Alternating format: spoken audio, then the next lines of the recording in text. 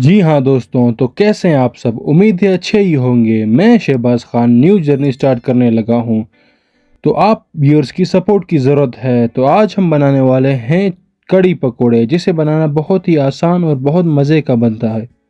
तो चलिए शुरू करते हैं बिना वक्त को ज़ाया किए।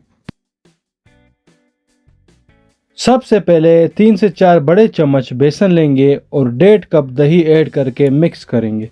आप लोग जूसर की मदद से भी मिक्स कर सकते हैं।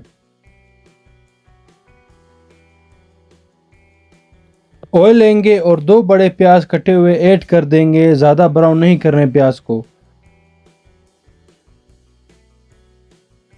लहसुन और अदरक ऐड करके 5 से 6 मिनटों के लिए लो हीट पे फ्राई करेंगे।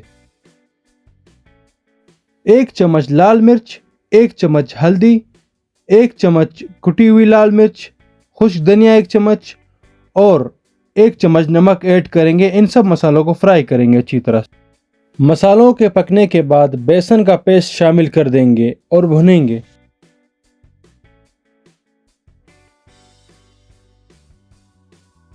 दोस्तों पानी ऐड कर देंगे। मैंने 1 लीटर पानी ऐड किया है।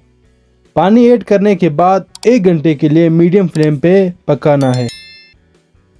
दोस्तों अभी पकोड़े बनाने का प्रोसेस शुरू करते हैं। 3 से 4 बड़े चम्मच बेसन लेंगे और 2 मीडियम साइज ऑनियन ऐड कर देंगे कटे हुए।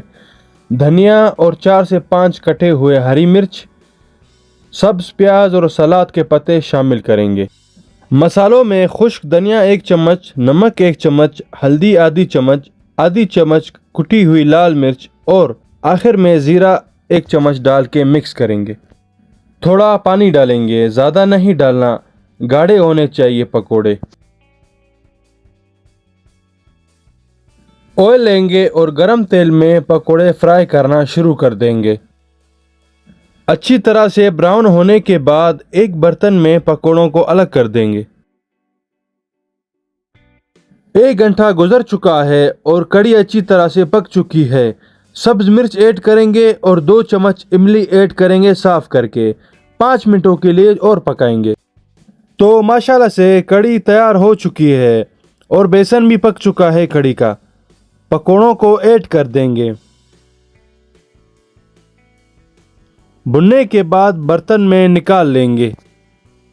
दोस्तों कड़ी तैयार हो चुकी है और बहुत मज़ेदार लग रही है। ट्राई करने का वक्त आ चुका है। तो बहुत ही टेस्टी बनी है कड़ी पकोड़े। आप लोग भी ट्राई करें। शुक्रिया।